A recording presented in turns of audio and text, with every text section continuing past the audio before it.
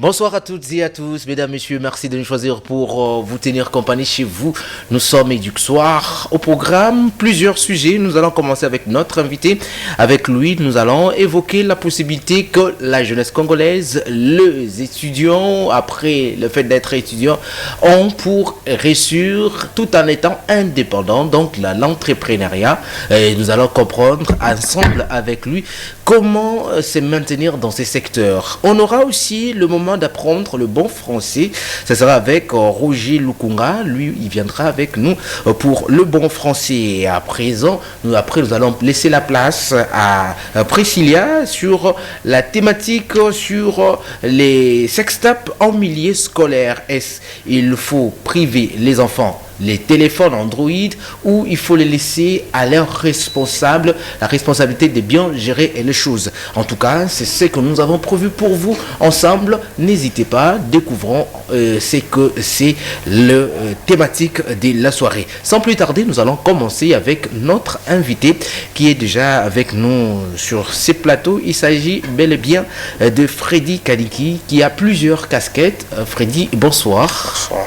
Vous allez bien? Je vais très bien. À Kinshasa, pour combien de temps? 2 ans et demi maintenant. Mais non, assez stable, parce que vous avoir à Kinshasa, c'est très rare. Bon, ça dépend. Voilà. Des fois on part, des fois on rentre, mais on est là. On est là. Et Kinshasa, depuis que vous êtes là, vous vous sentez de plus en plus impliqué dans plusieurs secteurs. On peut vous dire, vous êtes dans combien de secteurs? C'est difficile à dire. Je me définis comme étant un ingénieur dans les nouvelles technologies de construction. Par ma formation, je suis économiste, je suis constructeur naval, mais la dernière spécialisation que j'avais fait, que j'ai eu à faire, c'est les nouvelles technologies de construction. Ce qui veut dire que j'opère dans les marines, j'opère dans l'aéronautique, j'opère dans le civil, la construction civile, le pétrole, ça dépend où le marché m'amène. C'est un secteur assez rare. Et comment trouvez-vous des marchés dans ce genre de secteur? Oui, évidemment, comme on l'appelle, nouvelle technologie de construction. Okay. Donc, ça a pris les jours pratiquement 10 ou 15 années passées. Et je suis parmi ces rares-là sur le continent africain à avoir étudié, à avoir eu cette formation. Et pour répondre au problème du marché, nous sommes là, nous faisons la publicité, il y a des gens qui parlent de nous, nous aussi nous allons toquer les portes. C'est pas si facile, mais chaque jour, on voit quoi faire. Alors, vous êtes un exemple pour plusieurs. Merci. Dans le domaine aussi, vous assistez plusieurs, vous avez à former plusieurs. Est-ce que vous formez dans votre domaine de prédilection ou là vous avez votre spécialité, je vais dire ingénieur dans la nouvelle technologie de construction, ou vous formez dans d'autres secteurs? J'essaie de donner ce que je sais et ce que je peux. Donc ça dit qu'à part la formation ou la motivation sur la vie en général, mais je reste sur les nouvelles technologies de construction parce que je sais que je maîtrise bien et là je peux facilement voler comme je peux. Alors parce qu'il s'agit aussi d'une nouvelle matière qu'on ne maîtrise pas assez et que nous avons l'opportunité d'avoir la personne qui vit de ces métiers. Est-ce qu'on peut comprendre de quoi il s'agit d'abord? De la nouvelle technologie de la construction. Ce n'est pas la nouvelle technologie de l'information, de la communication, ni une nouvelle technologie médicale, mais une nouvelle technologie. Donc en construction, il y a aussi une nouvelle technologie. Ouais. Je vais aller par des exemples plus pratiques et des histoires que vous avez entendu parler. Dans la construction de maisons, par exemple, vous avez entendu parler des maisons préfabriquées. Oui. Ce sont des nouvelles technologies. Ok. Ouais. Pour construire une maison, par exemple, ça pouvait prendre 2 ans ou 3 ans, mais avec les préfabriqués, ça peut prendre 6 mois. Vous comprenez? Ça, c'est dans la construction, l'architecture. Quand vous allez, par exemple, dans la mécanique, vous remarquerez que les voitures anciennes furent faites en tôle. Donc quand on parle de construction, ce n'est pas seulement la construction des maisons. Non. Ça peut être même la construction des ponts, des voitures. Donc là où la construction est appelé, Voilà. la nouvelle technologie de la construction aussi doit intervenir. C'est juste, c'est comme une mise à jour avec votre téléphone. Il y a toujours des mises à jour, il y a des nouvelles versions des téléphones. Dans les technologies de construction aussi, il y a des nouvelles technologies, comme il y a des anciennes. Les gens vous diront, les voitures d'aujourd'hui sont faites plus en plastique qu'en métal. Ah bon? Ouais. Et elles pèsent moins, elles consomment aussi moins. Ce sont les nouvelles manières de faire les choses. Alors moi, c'est plus ma spécialisation. Ma spécialisation était plus sur la construction des bateaux, les montages automobiles et un peu l'architecture intérieure. Donc voilà un peu. Par exemple, on vous parle de papier peint, Voilà. qui n'existait pas 30 ans ou 40 ans passés. Ce sont les nouvelles technologies. En mettant les papiers peints, ça vous évite de mettre la peinture, première couche, deuxième couche, masticage. Avec les papiers peints, on vous fait juste les masticages et on applique les papiers. Par exemple, on vous parle d'applications vinyle. Quand on vous parle des applications vinyle, au lieu de prendre un artiste qui doit décorer, écrire, établissement.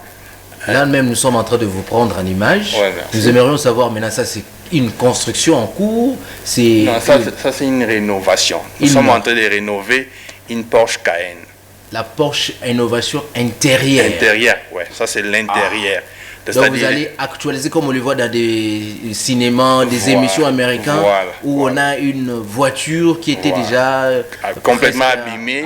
La toiture vous restaurez une voiture. Ah mais donc on est dans les montages, comme vous voyez à Kinshasa, on est dans les montages, on est aussi dans la restauration et la maintenance. Parce que même ce que nous montons avec l'amortissement doit être maintenu. Très bien. Ouais. Et le côté d'accompagnement, les entrants, le matériel pour faire le tout, parce que j'ai bien vu là, c'est du bon cuir. Ouais.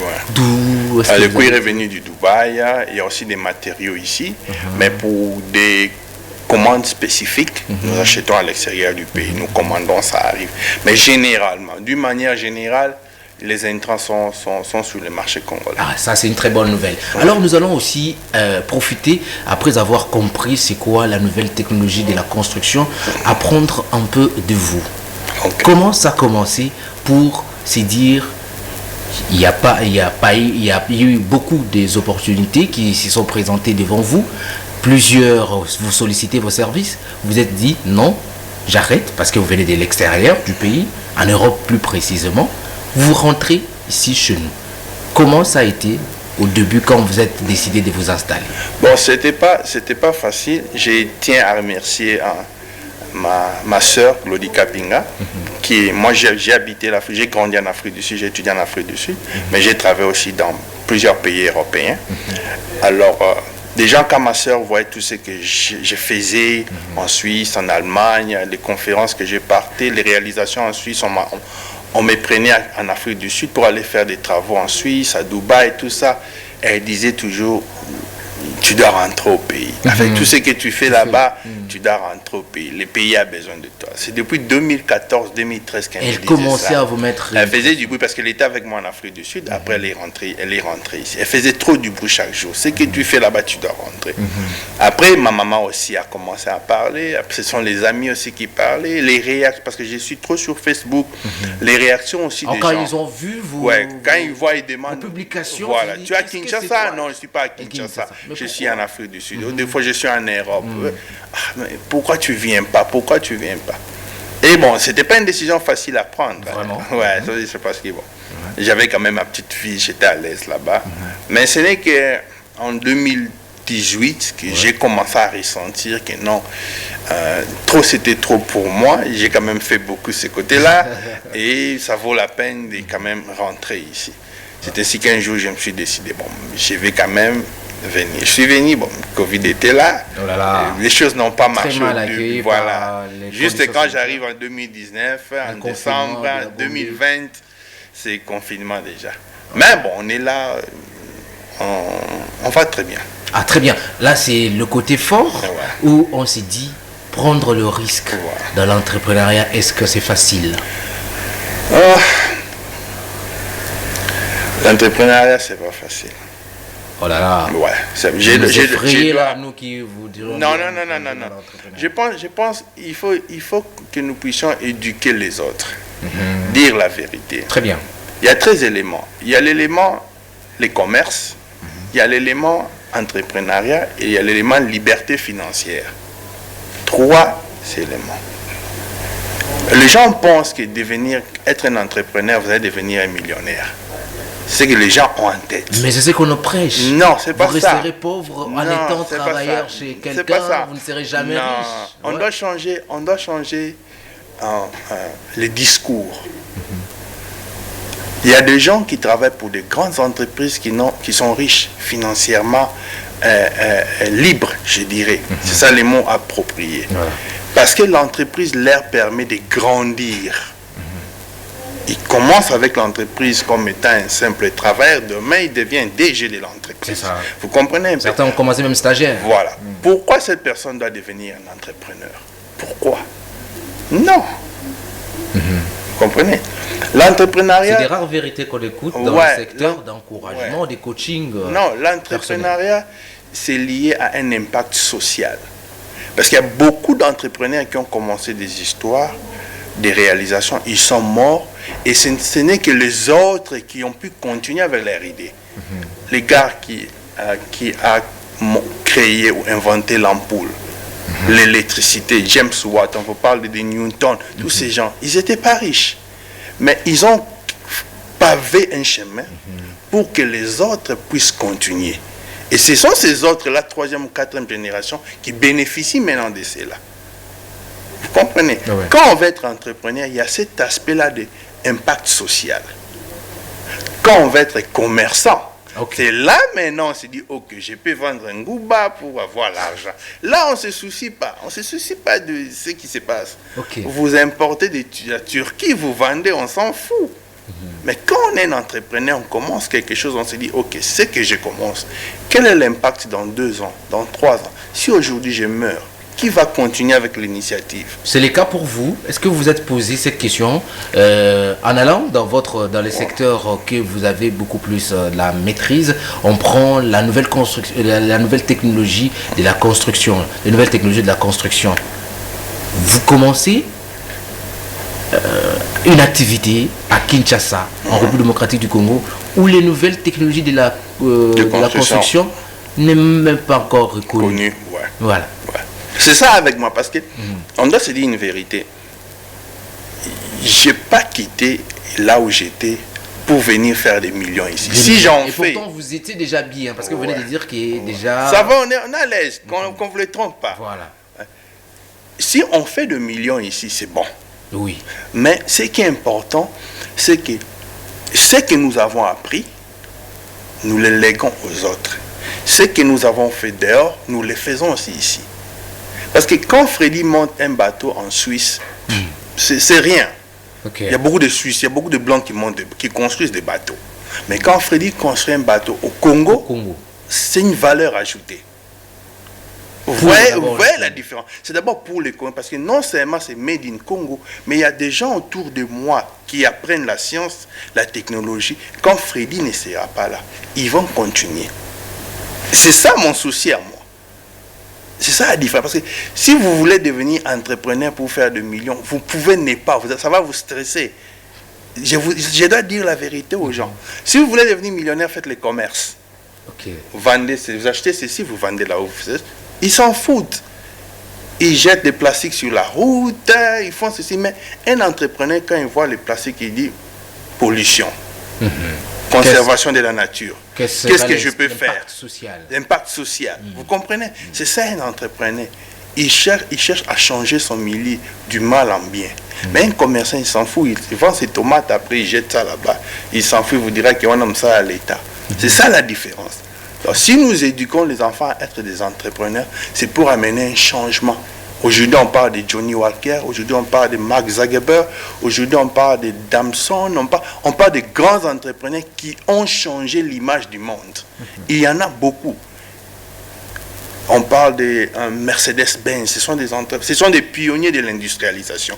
Ils ne sont pas morts nécessaires, certains d'eux. Ils n'ont pas connu certaines gloires. Oui, Zuckerberg peut-être est l'un de ces rares entrepreneurs.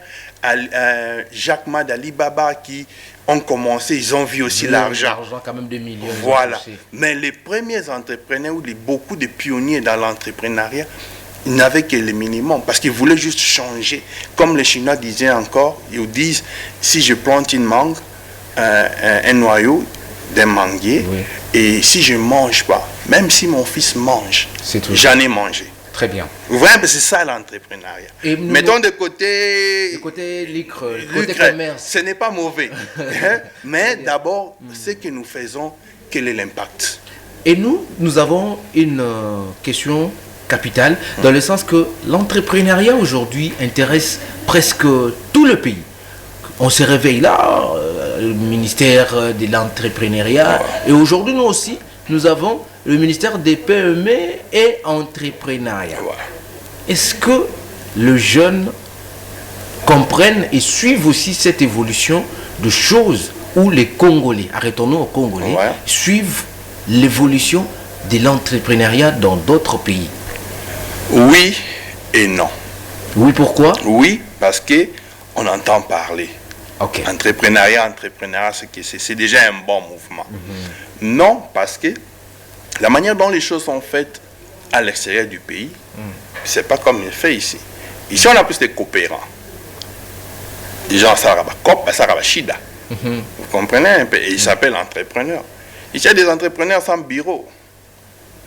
Okay. Vous comprenez? Il s'appelle entrepreneur, mais il n'a pas un bureau. C'est un coopérant. Il n'a même pas enregistré son entreprise.